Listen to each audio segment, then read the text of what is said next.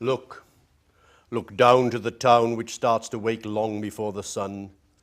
Lines of buses rumble into life in distant depots. Fluorescent lights flicker into life in Cipollina's cafe. Bin men bang and rattle, watchmen stop watching, bundles of newspapers thump to the pavement outside newsagents.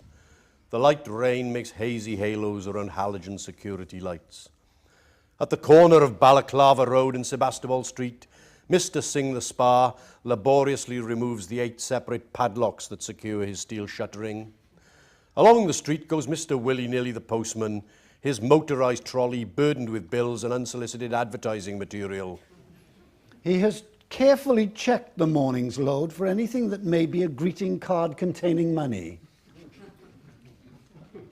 The sounds of the city gain momentum in the half-light before dawn. Those who work are woken. On a former council estate in the Badlands, a team of highly trained policemen in paramilitary garb smashed down the door of 2 elderly pensioners, waking the work-shy for miles around. Waiting at the correct address in the next block, PC Artilleries looks out from his unmarked surveillance van and hears the sound of several dozen toilets being simultaneously flushed. The town will be alive with inebriated vermin for days again, rats on the rave, coked up cockroaches, and mice with the munchies. And listen, what is this?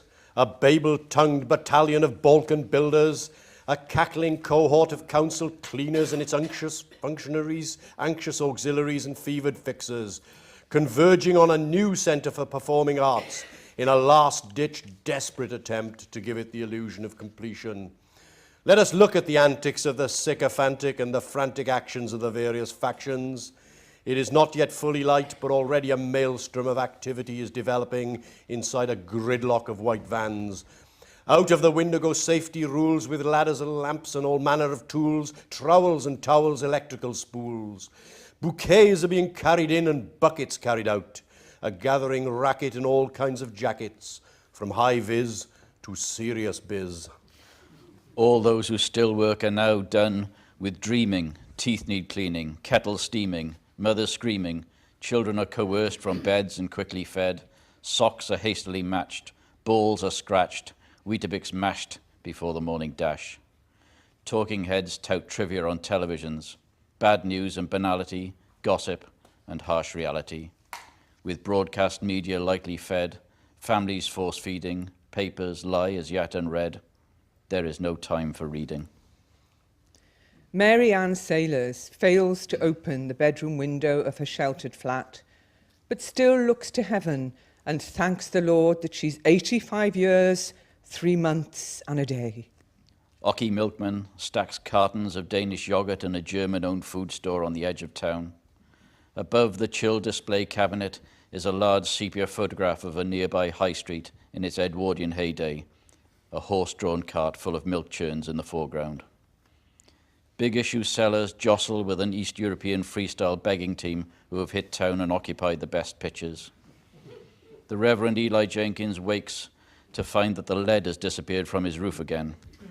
Slowly, he raises his eyes from its violated valleys and broken barge boards and recites his own bardic verses to heaven itself. Dear Gwalia, I know that there are towns less fortunate than this, where thieving, lousy bastards really take the piss, and also steal the slates themselves, the pews and pulpits, vestry shelves, stained glass windows, chairs and doors, and if they have the time, the floors. But Lord, my faith is truly tested when by the police a thief's arrested, released on bail, a fine or warning, then nick my lead again by morning, presenting me with leaky roofs, maybe your mysterious moves to further test my faith in all the scumbags who ignore God's call. I know I teach we must forgive. Some simply have to steal to live. They know no better, you may say. Fair enough. Be as that may, I can't but wish that for 1 hour you would grant me all your power. In retribution, I'd call down fire and brimstone on this town. I'd burn the buggers in their boozers, these sons of whores, these thieves and losers. I'll grant you this may not deter the hardcore ones who might prefer in hell to burn and disappear than another day spent living here.